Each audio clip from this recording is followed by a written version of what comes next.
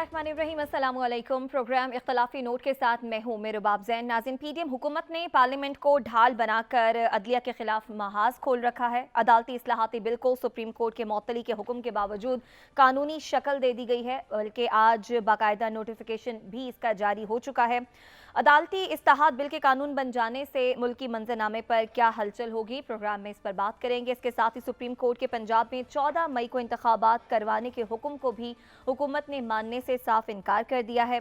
फैसला ना मानने का ऐलान करके हुकूमत क्या नज़ीर कायम करना चाहती है? क्या हुकूमत तौहीन अदालत के रास्ते पर गामजन है? इसके साथ साथ जो सियासी शहीद बनने की राह हमवार की जा रही है, उसमें कितनी कामयाबी या फिर नाकामी होगी, इस पर अपने प्रोग्राम में बात करेंगे। जो बिल को कानूनी शक्ल दे दी है, इसकी क्या हैसियत होगी, जबकि अदालत ने इसको जो है मुअत्तल कर रखा है, उसके बावजूद इसे पार्लियामान से ना सिर्फ पास किया गया बल्कि कानून की शक्ल भी दे दी गई। प्रोग्राम में हमारे साथ सादर रसूल साहब मौजूद हैं, अदील वड़ाई साहब मौजूद हैं, हसन रजा मौजूद हैं। सादर रसूल साहब, प्रोग्राम का आगाज़ आपसे करेंगे। कानूनी मामला है, अदालत ने एक मामले का नोटिस ले रखा है, उसके बावजूद पार्लियामान में हम देखते हैं कि ना सिर्फ उस पर बिल पास होता है, कानूनी उसे शक्ल दी जाती है, उसका नोटिफिकेशन भी जारी हो जाता है। अब आके इस पॉइंट पर इस बिल की क्या हैसियत होगी? क्या अदालती हुक्म को जो है वो नज़रअंदाज करके ये बिल जो है इम्प्लीमेंट होगा? देखिए, दो तीन बातें हैं। सबसे पहले कानून की दो बातें कर ली जाएं और उसके बाद इसके ऊपर एक जुमला आपकी इजाज़त से मैं सियासत पे भी कहना चाहूँगा जी। कानून के अंदर माजी में पाकिस्तान के अंदर ये नज़ीर थी, जिसको एतजाज़ एसेंस केस कहते हैं, 1989 सुप्रीम कोर्ट पेज 61, जिसके अंदर ये कहा जाता था कि जब कोई कानून पास हो जाए तो अदालत उसको स्ट्राइक डाउन कर सकती है। ये कह सकती है कि ये कानून गैर आइनी है, लेकिन जितनी देर वो कानून फील्ड में मौजूद रहेगा उसको सस्पेंड नहीं कर सकती, उसका ऑपरेशन सस्पेंड नहीं कर सकती। जो एडमिनिस्ट्रेटिव नोटिफिकेशंस होती हैं, जो पार्लियामान से पास नहीं होती, उनको सस्पेंड भी किया जा सकता है। कि अदालत ने कि एफबीआर ने कहा कि टैक्स 2% इंक्रीज कर देंगे, अदालत ने सस्पेंड कर दिया, कुछ मुकदमा सुना, फिर स्ट्राइक डाउन कर दी नोटिफिकेशन। कानून को सस्पेंड नहीं किया जाता, या स्ट्राइक डाउन किया जाता है, या जब तक स्ट्राइक डाउन नहीं होता वो अपहोल्ड होता है। इस प्रिंसिपल से सुप्रीम कोर्ट ने डिविएट किया इस दफ़ा इस केस के अंदर, और कहा कि जिस लम्हे ये कानून असल में पास होके वाकई बुक्स के ऊपर आ जाएगा, नोटिफिकेशन के अंदर नोटिफाई हो जाएगा गजट के अंदर जी, उस लम्हे से सुप्रीम कोर्ट की कानून बन जाने के साथ ही साथ सुप्रीम कोर्ट की पावर भी कर्टेल हो जाएगी, बेंच मेकिंग पावर भी कर्टेल हो जाएगी, और ज़्यादा ज़रूरी बात, एक अपील की पावर भी दे दी जाएगी, दीगर भी बहुत सी चीज़ें आ जाएंगी। इसलिए सुप्रीम कोर्ट ने कहा कि यहाँ पे हम एतजाज़ एसेंस प्रिंसिपल से डिविएट कर रहे हैं, ये एक स्पेशल सर्कमस्टांस है, और हम कहते हैं कि अगर ये कानून पास भी कर दे, सुप्रीम कोर्ट रोक तो नहीं सकती पार्लियामान को काम करने से। सुप्रीम कोर्ट ये नहीं कह सकती कि पार्लियामान किसी चीज़ पे वोट ना करे, सुप्रीम कोर्ट पार्लियामान की कार्रवाई नहीं रोक सकती, वो इंडिपेंडेंट है आइन में। सुप्रीम कोर्ट ने कहा कि अगर पार्लियामान अपना पूरा काम भी कर ले तो इसके नीचे ऑपरेशन नहीं होगा। दूसरा कानून का प्रिंसिपल जो इसमें बड़ा ज़रूरी है, अगर सुप्रीम कोर्ट के किसी फैसले को आपने अनडू करना है पार्लियामेंट ने, तो वो सिंपल लेजिस्लेशन से नहीं किया जा सकता। इसके ऊपर सुप्रीम कोर्ट की कुछ जजमेंट्स के अंदर बात भी हो चुकी है। सिंपल लेजिस्लेशन बड़ी स्पेशल सर्कमस्टांसेस में उसको सुप्रीम कोर्ट के फैसले को अनडू कर सकती है। सुप्रीम कोर्ट का फैसला ख़ास तौर पे ये वाला, जहाँ पे 90 डे का पीरियड है, इम्प्लीमेंटेशन की बात है, अगर पार्लियामेंट अनडू करना चाहती है तो 2/3 मेजॉरिटी से कॉन्स्टिट्यूशनल अमेंडमेंट से कर सकती है। ठीक हो गया। अब मैं एक जुमला आपकी इजाजत से सियासत पे कहना चाहता हूँ। ये तो तमाम, मैं तो बल्कि अज्यूम कर रहा हूँ कि मेरे जो सुनने वाले हैं, इनको मैंने हालांकि कानून की आइन की कोई शिक नहीं बोली, लेकिन उनको ज़्यादा इंटरेस्ट इस बात में नहीं है कि सुप्रीम कोर्ट क्या अनडू कर सकती है, क्या नहीं कर सकती है। एतजाज़ एसेंस प्रिंसिपल क्या था, 1989 सुप्रीम कोर्ट पेज 61 में क्या लिखा है, उसको इंटरप्रेट कैसे करेंगे, ये तो हम चंद बुकला हजरात की बहस है।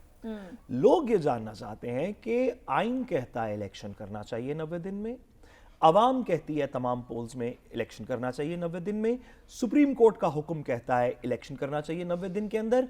अब पार्लियामान के चंद लोग जो 70-75% अवाम की नुमाइंदगी नहीं करते, जो पोल्स में कह रही इलेक्शन करना चाहिए, जो आइन की नुमाइंदगी नहीं करते, जो पार्लियामान की रिवायात की नुमाइंदगी नहीं करते, जो सुप्रीम कोर्ट के फैसले के मतन की नुमाइंदगी नहीं करते, वो चंद अशखास خواہ وہ 342 ہی کیوں نہ ہو، وہ اکٹھے مل کے کیسے فیصلہ کر سکتے ہیں کہ ہم 23 کروڑ لوگوں کی عوام کی بات نہیں مانیں گے اور آئین کی شک نہیں مانیں گے؟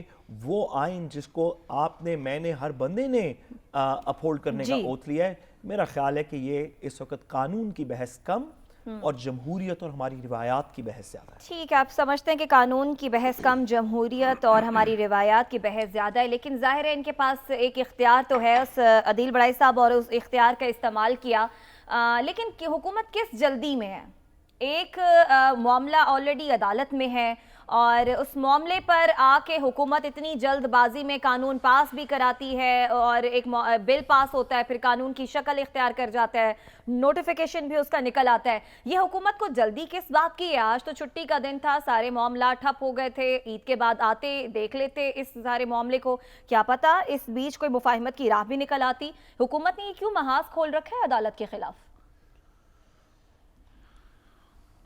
دیکھیں، جلدی حکومت کو نہیں ہے، جلدی عدالت کو ہے، اور اس جلدی کو روکنے کے لیے حکومت اس طرح کا کام کر رہی ہے۔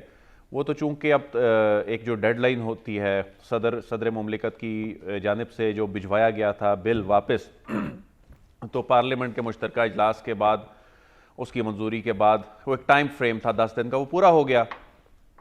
تو آج انہوں نے اپنی ضد کے مطابق عدالتی حکم کے موجود ہوتے ہوئے اس کو تسلیم کرنے سے انکار کرتے ہوئے گزٹ نوٹیفیکیشن میں اس کو شائع کر دیا ہے۔ لیکن یہ گزٹ نوٹیفیکیشن میں شائع ہونے کے بعد کاغذ کے ایک ٹکڑے کے سوا کچھ نہیں ہے۔ اس کی ریزن یہ ہے، یہ قانون اگر تو کسی اور انتظامی معاملے سے متعلق ہوتا جس پہ امپلیمنٹیشن کسی اور نے کرنی ہوتی، تو چلو اس میں حکومت کے پاس یہ ایڈوانٹیج تھا کہ جی وہ اس پہ امپلیمنٹیشن نہیں ہونے دیں گے یا وہ اپنی مرضی کریں گے۔ اس پہ عمل درآمد کرنا ہے سپریم کورٹ آف پاکستان نے۔ سپریم کورٹ آف پاکستان کی اکثریتی ججز نے، جو اس وقت موجود ججز ہیں ان میں سے اکثریتی ججز نے، ایک بڑے بینچ نے یہ فیصلہ دے دیا، اس کو معطل کر دیا، اس پہ عمل درآمد روک دیا ہے۔ تو اس قانون کی کوئی حیثیت نہیں ہے۔ کیا عمر تا بندیال صاحب کی ریٹائرمنٹ کے بعد آنے والے چیف جسٹس صاحبان یہ افورڈ کریں گے کہ یہ جو قانون بنایا ہے جس میں عدلیہ کی آزادی پر ضرب لگائی گئی ہے، جس میں عدلیہ کی آزادی سلب کرنے کی کوشش کی ہے، کوئی بھی جج صاحب یہ، اور نہ ہی ابھی تک کسی نے اس کو سپورٹ کیا ہے، تو یہ بنیادی طور پہ عدلیہ کی اپنی جو کچھ اختلافی آوازیں ہیں اس سے اپنی جو تشریح کر کے اس کا فائدہ اٹھا کے یہ سمجھ رہے ہیں جی اس طرح کرنے سے پتہ نہیں وہ کوئی مخصوص کوئی اپنے جو عزائم ہیں ان میں کامیاب ہو جائیں گے۔ اس قانون کی یہ جو گزٹ نوٹیفیکیشن انہوں نے جاری کیا ہے، کوئی حیثیت نہیں ہے۔ عدالتی حکم، ملک کی سب سے بڑی عدالت، اس کے 8 جج صاحبان کا جو فیصلہ ہے وہ آ چکا ہے، تو اس کے بعد امپلیمنٹیشن بھی انہوں نے کرنی ہے۔ جنہوں نے بینچز بنانے ہیں، جن سے متعلق ہے یہ، جن کے فیصلوں کے خلاف اپیل کرنی ہے، تو یہ ان کے پاس جانا ہے امپلیمنٹیشن کے لیے جو اس پر فیصلہ دے چکے ہیں۔ ٹھیک ہے حسن، آپ کے جانب آتے ہیں۔ عدیل بڑائی صاحب کہہ رہے ہیں کہ اس نوٹیفیکیشن کی کوئی ویلیو نہیں ہے، ظاہر ہے اس پر امپلیمنٹ تو سپریم کورٹ نے کرنا ہے۔ پھر حکومت یہ محاذ آرائی کھول کر کیا حاصل کرنا چاہتی ہے؟ توہین عدالت کی تلوار تو ویسے ہی لٹک رہی ہے ان پر۔ دیکھیں، مجھے تو ایسے لگ رہا ہے کہ آئین اور قانون سے بڑے ہو گئے ہیں سیاستدان، شاید وہ اس سے مبرہ اپنے آپ کو کئی گنا زیادہ بڑا سمجھ کے اپنا آئین جو ہے اپنے منشور کے مطابق وہ بھی اس پر بھی عمل درآمد نہیں کر سکے۔ یہ مسلم لیگ نون کے قائد یا انہوں نے پی ڈی ایم نے بیٹھ کے کوئی اپنا آئین بنایا اور پھر اپنا ہی کوئی قانون اور اس کی شکیں شامل کر کے اس کے مطابق عمل درآمد کر رہے ہیں۔ کیسا نظام آ گیا کہ ہم اس لڑائی جھگڑے میں، جس میں پوری ریاست کو آپ نے جو ہے وہ ناکام ریاست بنانا شروع کر دیا، اللہ نہ کرے کہ یہ ناکام ریاست بنے، لیکن اگر ایسے حکمران رہے تو میرے خیال میں حالات تو کہیں اور چلے جائیں گے۔ ہمارے سیاستدان جہاں پر اتنے ذمہ داران ہیں اس کے سارے معاملے کے، اس کے ساتھ ساتھ جو اہل فکر و دانش ہے وہ بھی اس کی اتنی اس میں ذمہ داری ان کی بنتی ہے۔ یہ حکمران باقاعدہ ایک پلاننگ کے تحت کرتے تھے، وہ جس طرح اگر آپ پڑھیں نا کمیونیکیشن کی ایجنڈا سیٹنگ تھیوریز جو ہوتی ہیں کہ کس طرح ایجنڈا سیٹنگ کرتے ہیں، کس طرح ایک ایشو کو ہائی لائٹ کیا جاتا ہے، امپلیمنٹ کیسے کرتے ہیں، کون سا کس اینگل کو لے کے چلے گا، اسی طرح ایجنڈا سیٹنگ کی پراپر پی ڈی ایم جماعتوں نے کہ ہم نے اداروں کو کس طرح ٹارگٹ کرنا ہے, ہم نے عدلیہ کو کس طرح جو ہے وہ خراب کرنا ہے. پہلے ایک بڑے ادارے پر جو ہے وہ لے کر بیٹھے رہے, پھر عدلیہ کی طرف نشانہ آ گیا اور پھر مذاکرات کا بہانہ بنانے لگے. ان کے پی ڈی ایم کے اندر اتنی دراریں ہیں. آپ غیر جمہوری بلکہ میں کہوں گا ادھوری پارلیمنٹ سے آپ سمجھتے ہیں کہ وہ عوامی مفاد کے پروجیکٹ لے کر آئیں گے, عوامی مفاد کے حق میں بات کریں گے. پورا آپ دیکھیں انہوں نے آنے کے بعد کیا ایجنڈا رکھا. اب وہ کہتے ہیں کہ 4-3 کا یہ جو ہے فیصلہ امپلیمنٹ ہونا چاہیے. ہم ججز وہ فیصلہ لے کے جس میں نواز شریف صاحب کی بہتری ہو, جس میں مسلم لیگ نون کے کیسز معاف ہو, اس میں ان کو سہولیات ملے. یہ کسی نے نہیں سوچا کہ آئین پر عمل درآمد کرنا ہے 90 روز کے اندر. اگر اسمبلیاں تحلیل ہو گئی, آپ چلے جاتے نا کہ اسمبلیاں درست ٹھیک نہیں ہوئی, تو آپ اس پہ ایک اپیل کر دیتے, درخواست دائر کرتے. اس پہ تو کوئی نہیں گیا. عدالت نے اشارہ بھی دیا کہ اگر آپ آ سکتے ہیں تو آ جائیں, کوئی اس پر بات کرنے نہیں آیا. اور پھر اب یہ بات کر رہے ہیں کہ ہم جو کیبنٹ نے پاس کر دیا, پارلیمنٹ سے پاس کر کے ہم اس کو امپلیمنٹ کروائیں گے. بنیادی طور پہ یہ لڑائی مزید بڑھانا چاہ رہے ہیں. دیکھیں پی ڈی ایم, میں نے پچھلے پروگرام میں یہ بات کہی تھی کہ 3 شخصیات جو مذاکرات نہیں چاہتے, نواز شریف صاحب, مریم نواز شریف صاحبہ اور مولانا فضل الرحمان صاحب. مولانا فضل الرحمان صاحب کی تو سمجھ آتی ہے کہ 1970 سے ان کی مفتی محمود صاحب آئے تھے, ان کا پورا ڈنکا بجتا تھا خیبر پختونخوا میں مختلف جگہوں پر. آتے آتے کس طرح 2013 میں پاکستان تحریک انصاف نے کٹ کیا اور جو ہے جمعیت علماء اسلام نظر نہیں آنے لگی, وہاں پر جماعت اسلامی کسی حد تک آ گئی. ان کی تو سمجھ میں آتی ہے کہ ان کو سائیڈ لائن کر دیا. لیکن نون لیگ کی بھی سمجھ آتی ہے کہ جس طرح ان کی پوزیشن خراب ہوتی چلی گئی. میں یہ سمجھتا ہوں کہ ہمیں مزید جو ہے اندھی نفرت اور اندھی محبت سے نکل کر ہمیں جو ہے اداروں کو اس لڑائی جھگڑے سے نکلنا ہوگا, ورنہ کیا ہوگا. وکلا برادری آلریڈی تقسیم ہو چکی ہے, مزید انتشار کی طرف جائیں گے. سیاست میں تقسیم کے بعد اب اداروں میں تقسیم کی جو ناکام کوششیں کر رہے ہیں, اس سے فائدہ نہیں بلکہ الٹا نقصان ہی ہوگا. سعد رسول صاحب آپ کی جانب آئیں گے. پنجاب اور کے پی میں نگران حکومتوں کی آئینی مدت ختم ہو رہی ہے. آئینی مدت ختم ہونے کے بعد ان کے برقرار رہنے کی قانونی حیثیت کیا ہوگی, اور کیا عدالت ان کے خلاف کوئی فیصلہ کر سکتی ہے؟ عدالت بھی اس معاملے پر ایک بار پھر آ سکتی ہے سامنے؟ جی بالکل. دیکھیے, ہم ایک ایسی عجیب سی جگہ پہ جا کھڑے ہوئے ہیں ریاست کے عمل کے اندر, جہاں پہ آئین اور قانون ہماری رہنمائی کرنی بند کر دیتا ہے. وہ رہنمائی اس لیے کرنی بند کر دیتا ہے, let's imagine for a second کہ قانون کہے کہ کسی شخص نے اس دائرے سے باہر نہیں نکلنا. وہ بندہ دائرے سے باہر نکل کے کہے کہ آپ مجھے بتائیں کہ قانون کیا کہتا ہے. تو بھائی قانون کہتا تھا کہ آپ دائرے کے اندر رہیں, دائرے سے باہر نکلنے کا تو قانون نے آپ کو اجازت ہی نہیں دی تھی. یہ بات کرنی کہ 90 دن کے بعد انٹرم گورنمنٹ کی کانسٹیٹیوشنالٹی کیا ہوگی, اس کے اوپر آنے والے دنوں میں عدالتوں میں بحث ہوگی. اس میں اخباروں میں لکھا جائے گا, ٹیلی ویژن پروگرامز میں بولا جائے گا, وکلا کمیونٹی کے اندر بحث ہوگی. لیکن کسی شخص کو بھی پتہ نہیں کہ یہ بحث کہاں تک جائے گی, اس کا کیا نتیجہ نکلے گا. اس لیے کیونکہ ماضی میں ایسے نہیں ہوا کہ ایک سیولین گورنمنٹ ایک انٹرم سیٹ اپ لے کے آئے, وہ انٹرم سیٹ اپ بھی سیولین ان نیچر ہو, اس سیولین سیٹ اپ کو کانسٹیٹیوشن کی مرضی کے بغیر یا ایبسنس میں ایکسٹینڈ کر دیا جائے. فار ایگزامپل, یہ ہو سکتا تھا کہ خدا نخواستہ اگر پاکستان میں 90 دن کی انٹرم گورنمنٹ پیریڈ کے اندر جنگ لگ جاتی, خدا نخواستہ, تو ایک انسٹرومنٹ پاس کیا جاتا کہ اب جنگ لگ گئی ہے, کوئی الیکشن نہیں ہو سکتے, کانسٹیٹیوشن کی فلاں شق کے نیچے ایمرجنسی ڈکلیئر کر کے ہم انٹرم گورنمنٹ کو کنٹینیو کر رہے ہیں, بات ختم ہو جاتی. اگر کوئی اکنامک ایمرجنسی ڈکلیئر ہوتی فیڈرل گورنمنٹ کی طرف سے تو بھی اس طرح کی کوئی بات کی جا سکتی تھی.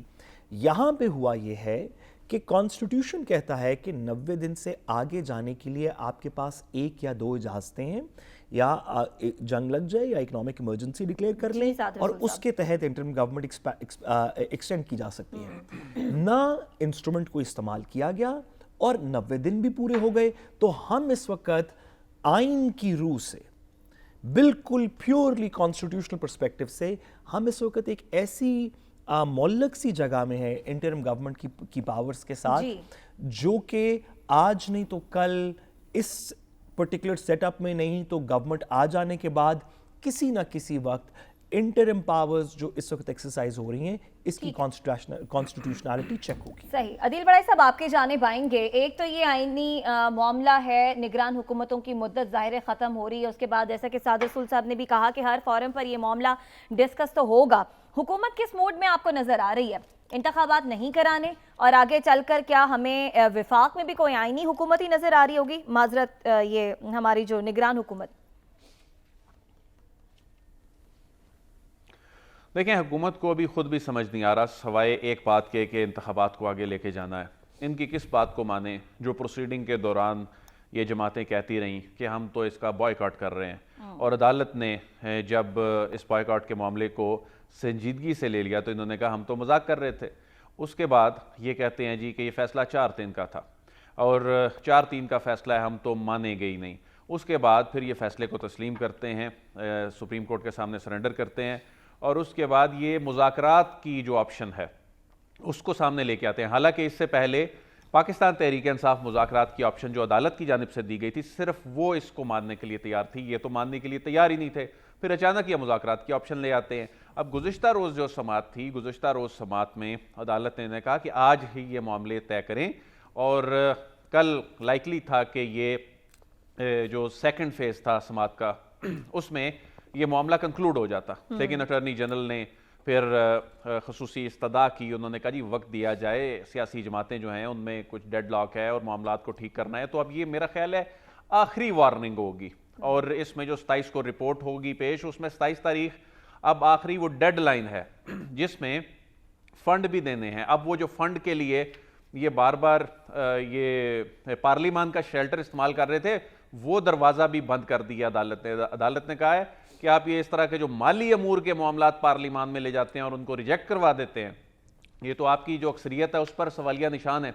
तो उसमें अदालत ने कुछ ऐसी ऑब्जर्वेशन पैराग्राफ नंबर 7 में लिख दी हैं कि अगर इसके बाद भी इस तरह के माली अमूर, माली बिल, सप्लीमेंट्री ग्रांट्स, इनको मुस्तरद करने का अगर जो ड्रामा जिसको कहा जा सकता है ये दोबारा रचाया जाता है, तो ऐसी सूरत में अदालत ने वो इशारा दे दिया है कि आपके पास तो अक्सरियत ही नहीं है, लेकिन अभी आपकी बात मान लेते हैं, ठीक है, लेकिन इस गलती को सुधारा जाए।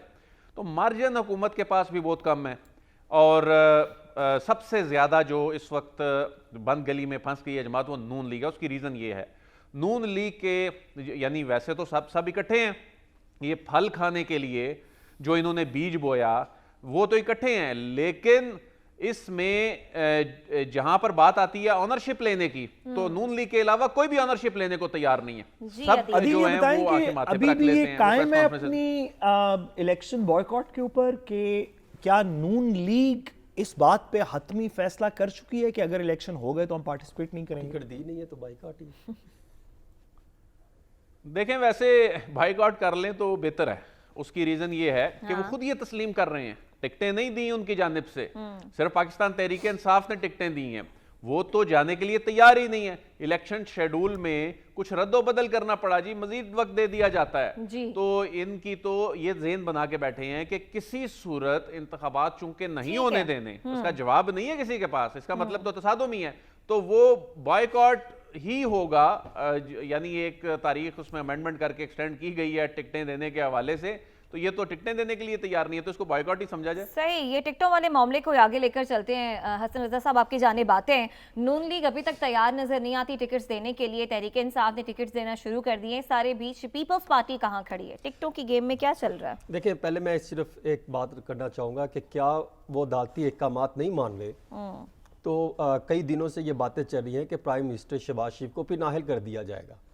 जो पीडीएम जमातें अदालती अहकामात को तस्लीम ही नहीं कर रहे, तो क्या जब वो नाअहल कर देंगे तो वो फैसला तस्लीम करने को तैयार होंगे? तो इससे आप अंदाजा कर सकते हैं कि हालात ये कोई नॉर्मल वाली पोजीशन पे नहीं है। नाअहली तो वो नवाज शरीफ की भी नहीं मानते हसन, लेकिन उससे वो किसी की भी नाअहली, क्योंकि वो बिल्कुल जो है वो अब कहते हैं ना तबले जंग बजा चुके हैं, हर तरह से उन्होंने अब अदालती जंग लड़नी है किसी भी तरीके से। अब वो आज जो मीटिंग हुई है मॉडल टाउन में शहबाज शरीफ साहब की सरबराही में, जराए बताते हैं उसमें बड़े फैसले लिए गए हैं, और उसमें ये एक डायरेक्शन आई है जो उम्रा सादत हासिल करने गए हैं वहां से नवाज शरीफ साहब की तरफ से कि अब बिल्कुल सख्त मौक़िफ़ रखा जाए। मौलाना फजल रहमान इस टाइम आपको लीड कर रहे हैं, जो डायरेक्शन दे रहे हैं वही मौक़िफ़ अपनाया जाए। अब आप आ जाए टिकट के हवाले से। ٹکٹس کی تقسیم کے لیے ایک کمیٹی بنائی تھی مسلم لیگ نون نے.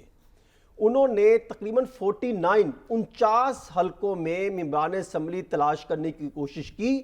ان کو انہی کے جو افراد تھے جو وہاں پر کھڑے ہوتے تھے انہوں نے معذرت کر لی, اور تقریباً 27 کے قریب ایسے افراد تھے جنہوں نے ملاقات کرنا پسند نہیں کی. وہ یہ کہتے ہیں کہ اگر ہم حلقے میں گئے اور ہم نے یہ کہا کہ ہمارا تعلق مسلم لیگ نون سے ہے تو شاید وہ ہمیں جو ہے وہ ناراضگی غصے سے نہیں دیکھیں گے بلکہ جوتے اتار کے ماریں گے. مہنگائی اس حد تک خوفناک پوزیشن پہ پہنچ گئی ہے. اچھا, وہ یہ کہتے ہیں کہ ہمیں آپ پہلے مہنگائی ٹھیک کریں پھر ہم آپ کے ساتھ آئیں گے, ورنہ یا تو ہم آزاد الیکشن لڑنے کو تیار ہیں. دوسری طرف پاکستان پیپلز پارٹی بہت کام کرتی دکھائی دے رہی ہے, اور مسلم لیگ قاف 17 جماعت اپنی سیٹوں پر اپنے امیدوار کھڑے کرنے جا رہی ہے. ہوا کیا ہے؟ ہوا یہ ہے کہ پاکستان تحریک انصاف نے ٹکٹ کا اعلان کر دیا. اس میں سے چند ایک ہیں جن کو دوبارہ ٹکٹ دی گئی, چند ایک جو ہے ان کے یوتھ ونگ کے تھے جن کو ٹکٹ دی گئی ہے. آپ دیکھیں مرشد چوک جو لاہور میں کہلاتا تھا وہ آج سنسان کیوں ہے؟ وہ اس لیے سنسان ہے کہ جو افراد یہاں پر خیمے لگائے بیٹھے تھے, جنہوں نے سحری افطاری کے ٹائم ایک بے مثال قسم کے یہاں پر رونق نظر آتی تھی, وہ ٹکٹ لینے آئے تھے, ان کو بھی ٹکٹ نہیں دی. ان کو بتایا گیا کہ آپ یہاں پر اتنے افراد لے کر آئیں, 50-100 لے کر بیٹھے رہے, لیکن ان کو بھی وہاں سے بھگا دیا گیا, ان کو ٹکٹ نہیں دی. اور اینڈ ٹائم پہ اگر آپ نے عمران خان صاحب نے اگر اپنے رہنماؤں کی مشاورت سے ہی ٹکٹ دینی تھی پسند و ناپسند کی بنیاد پر, تو میرے خیال میں پھر آپ نے انٹرویو کیوں کیے تھے؟ ان کو آپ نے کیوں وہ خواب دکھائے تھے کہ ہم آپ کو یوتھ ونگ کو جس نے کام کیا ان کو لے کے آئیں گے؟ بے شمار ایسے ہیں جن کو ٹکٹ نہیں دی. ہر جماعت پریشان ہے. چل رہا ہے یہ عوام کے سامنے ہے. نون league, Peoples party, Tehreek Insaf کہاں کھڑی ہے؟ اور بقول حسن رضا کے نون لیگ کی اگر بات کریں تو کوئی امیدوار ٹکٹ لینے کے لیے راضی ہی نہیں ہے. وہ کہتا ہے کہ پہلے آپ مہنگائی کم کریں, اس کے بعد پھر ہم آپ کے نام پر ٹکٹ لے کر الیکشن لڑیں گے, کیونکہ ہمیں عوام کو بھی جا کر منہ دکھانا ہے. مہنگائی کی کیا صورتحال ہے ملک میں, اس پر بھی بات ہوگی. بریک کے بعد ہمارے ساتھ رہیے گا.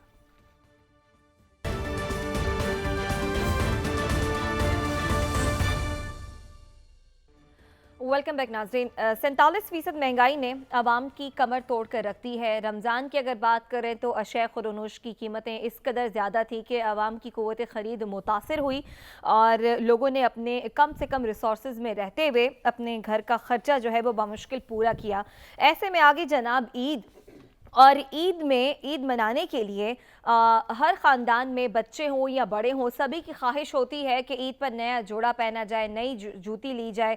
لیکن ہم نے دیکھا کہ عوام اس قدر جو مہنگائی سے دوچار تھی, پریشان تھی, جس کا عوام کا گزر بسر رمضان میں نہیں ہو رہا تھا, تو عید کو لے کر بھی ہمیں وہ لوگ پریشان نظر آئے اور اس سوچ میں نظر آئے کہ عید پر بھی گزارا ہوگا تو کس طرح سے ہوگا. بازاروں کی کیا صورتحال ہے یہ جاننے کے لیے چیئرمین آل کراچی تاجر اتحاد عتیق میر صاحب ہمارے ساتھ موجود ہیں. عتیق میر صاحب, بہت شکریہ آپ کے وقت کا. سر, ہم نے ہمیشہ دیکھا کہ جب عید آتی ہے, کوئی ہمارا تہوار آتا ہے تو بڑا ایک رش ہوتا ہے, چاند رات تک خوب شاپنگ ہو رہی ہوتی ہے. اس بار آپ کو آج کے دن تک کیا صورتحال نظر آئی پورے کراچی میں؟ کیا جس جوش و خروش کے ساتھ عوام پہلے شاپنگ کرتی تھی, خریداری کرتی تھی, کیا اس بار بھی آپ کو خریدار ویسے ہی نظر آئے؟ افسوسناک پہلو ہے وہ یہ کہ جب رمضان مبارک کی آمد ہوتی ہے, ایک مافیا پوری تیاری کے ساتھ ان کی مفادات پہ حملہ کرتا ہے, جو ہر چیز کی قیمت بڑھا دیتا ہے. کیا سبزی, کیا پھل, گوشت, دالیں, آٹا, آپ دیکھا آپ نے اس ماہ کیا کچھ نہیں کیا گیا. اس قدر شفافیت کے ساتھ قیمتیں بڑھائی گئیں کہ لوگ پھل تو خیر کھانے سے بالکل ہی محروم ہی رہے. اس کا نتیجہ نکلتا ہے کہ جب وہ اپنی غریب اور متوسط طبقہ جو اپنی موڑی خرچ کر چکا ہوتا ہے, اس کا پس انداز کیا ہوا پیسہ وہ رمضان المبارک کی مہنگی خریداری کی نظر ہوتا ہے, تو پھر اگلا مرحلہ آتا ہے عید پر بچوں کے کپڑوں کی خریداری. یہاں کہ اس کا حوصلہ بالکل ٹوٹ جاتا ہے, اس لیے کہ ویسے بھی آپ دیکھیں کہ دو چیزوں نے پاکستان کی معیشت میں بہت بڑا ایک وبال پیدا کیا. ایک تو ہر آنے والے دن میں کاروبار زوال پذیر ہو رہا ہے. جس سے آپ دیکھیں پچھلے سال اگر معیشت کی گروتھ 6% تک چلی گئی تھی جی ڈی پی, اس مرتبہ مائنس پہ چلی گئی. پچھلے سال ہم 15% مہنگائی کی شرح پر چلا اٹھے تھے. تو یہ تو ایک قہر خدا بندی ہے, یہ 40% سے اوپر 47 ये बताइए कि मैं और बहुत से लोग ये सवाल कर रहे हैं आजकल, मैं कहीं पे बैठा हुआ था और एक बड़े बासूक और बहुत ही बासर शख्सियत ने कहा कि आप देखिए, महंगाई की बात हो रही थी तो उन्होंने कहा कि आप देखिए कि आज भी इस सब महंगाई के बावजूद पाकिस्तान की मार्केट्स में रश लगा हुआ है, लोग ईद की शॉपिंग कर रहे हैं, हमें करते नज़र आ रहे हैं। ये आर्गुमेंट एक हुकूमत के रिलेटेड शख्स ने कहा कि ये आर्गुमेंट है इस चीज़ का कि अभी चीज़ें अंडर कंट्रोल हैं और लोगों के ऊपर महंगाई का उस तरह का पहाड़ नहीं टूटा। आपके पर्सपेक्टिव से क्या ये बात दुरुस्त है? कतई नहीं, इसलिए कि सतही जायजा लेने से वही बात है कि हैं गवाह तो कुछ नजर आते हैं कुछ। देखिए, मैं आपको अब पिछले एक हफ्ते की बात बताता हूँ कि मार्केटों में लोग उमड़ आए, अब बेशुमार लोग थे, जिसमें देखा एक अगर खरीदार है तो 4-5 लोग उसके घर के दीगर हैं। कई इस नौजवान थे जो दोस्तों के साथ आए, कई घर की एक आदमी है तो उसके साथ 4-5 मस्जिद आ गई। तो एक फ्रस्ट्रेट है, लोग घरों के अंदर परेशान हैं। वो कहते हैं कि चलें इस बहाने हम घूम फिर लेंगे, आप खरीदारी कर लेना। लेकिन शरा खरीदारी की तो 5% भी नहीं है। अगर 100 लोग आते हैं तो उसमें 5% भी खरीदार नहीं है। और अब तो देखें कल रात क्या था, कल रात कराची के बाजारों में हैदरी ऐसा बाजार सन्नाटों में था। सदर के कुछ इलाके थे जहाँ बच्चों के कपड़े मिलते हैं, वहाँ रश देखा गया। तो ये कतई तौर पे एक इससे दामन छुड़ाने वाली बात है कि अगर हुकूमती सतह पर ऐसी बात की जाए तो मैं समझता हूँ कि उनको इतराक तो होना चाहिए। इसका हल वो ढूंढे ना ढूंढे, लेकिन इसका एतराफ़ करें कि लोग वाकई मुश्किल है। ठीक है, आप कह रहे हैं कि हुकूमत इस बात का एतराफ़ ज़रूर करे। हुकूमती दावों के बरक्स आपने बताया कि 5% शरह ख़रीदारी इस वक्त है। क्या सूरत हाल है कराची के बाज़ार की, आपने बताया। बहुत शुक्रिया। चेयरमैन ऑल कराची ताजिर इत्तेहाद अतीक मीर साहब हमारे साथ मौजूद थे। पैनलिस्ट की राय जानेंगे ब्रेक के बाद, हमारे साथ रहिएगा।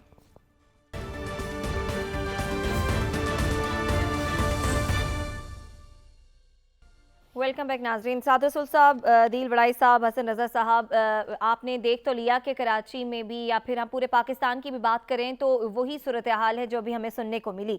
आप लोगों ने भी ईद की शॉपिंग की होगी, बाज़ारों में गए होंगे, आप लोगों का तजुर्बा कैसा रहा? जी साद रसूल साहब, आप। मैं अनफॉर्चुनेटली ज़्यादा बाज़ारों में नहीं जा सका ईद की शॉपिंग के लिए, लेकिन पाकिस्तान में रहते हुए आपको रोज़ हर वक्त इन चीज़ों को आप अपने सामने देखते हैं कि लोग हैं हर चीज़ के ऊपर दुकानदार से हैगल कर रहे हैं, कह रहे हैं कि नहीं ज़्यादा महंगी है, उनके पास वसाइल कम हैं, गरीब गुरबा, मार्केट के अंदर भीख मांगने वाले, दूसरे काम करने वाले लोग।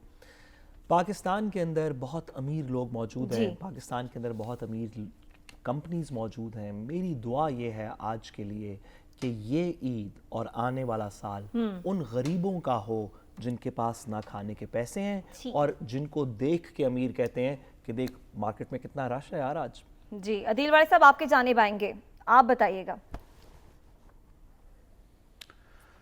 देखें, बड़ा तकलीफ देह है जो मनाजिर आजकल हमें देखने को मिलते हैं, जो बातें सुनने को मिलती हैं। आप मार्केट्स में जाएं, जो लोगों के आम आदमी से आप बात करें तो यकीन करें कि डर लग जाता है। इस हवाले से मैं समझता हूँ कि देखें, एक महंगाई का अपना इम्पैक्ट अपनी जगह मौजूद है। कुछ तो एक हमें जो डॉलर की मार पड़ी, आलमी मार्केट की मार पड़ी, कुछ हमारी अपनी बद इंतज़ामी की वजह से, ख़ास तौर पे इस रमज़ान के महीने में हमने इस महीने का भी जो एहतराम नहीं किया और जिस तरह से कीमतें बढ़ाई गई, ये मसनूई बहुत सी चीज़ों की कीमतें बढ़ाई गई थी जो आम आदमी के इस्तेमाल की चीज़ें थीं, उनमें जो मसनूई इजाफा किया गया, इसको कंट्रोल करना इंतज़ामिया का काम था, हुकूमत का काम था, वो नहीं हो सका। लेकिन इस सारे जो इम्पैक्ट है, ये जो महंगाई का इम्पैक्ट है, इसको कम करने के हवाले से देखें, एक तो बाइंग पावर बढ़ाने के लिए हुकूमत इकदाम करे और दूसरा कम अज कम उजरत जो है, हम इसे पहले भी कई दफा कह चुके हैं, कम अज कम उजरत के हवाले से कम अज कम इसको यकीनी बनाया जाए। ठीक है अदील बड़ाई साहब, आपका कमेंट आ गया, ठीक हो गया। जी हसन, आप क्या कहेंगे?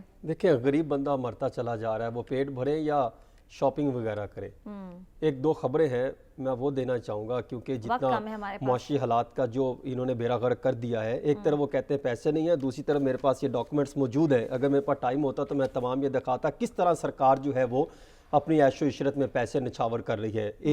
148 ارب روپے وفاقی وزارتوں میں بانٹے گئے ہیں اپنے یعنی ایڈیشنل فنڈ جو خرچ کر لیے گئے, غریبوں کے لیے پیسہ نہیں ہے.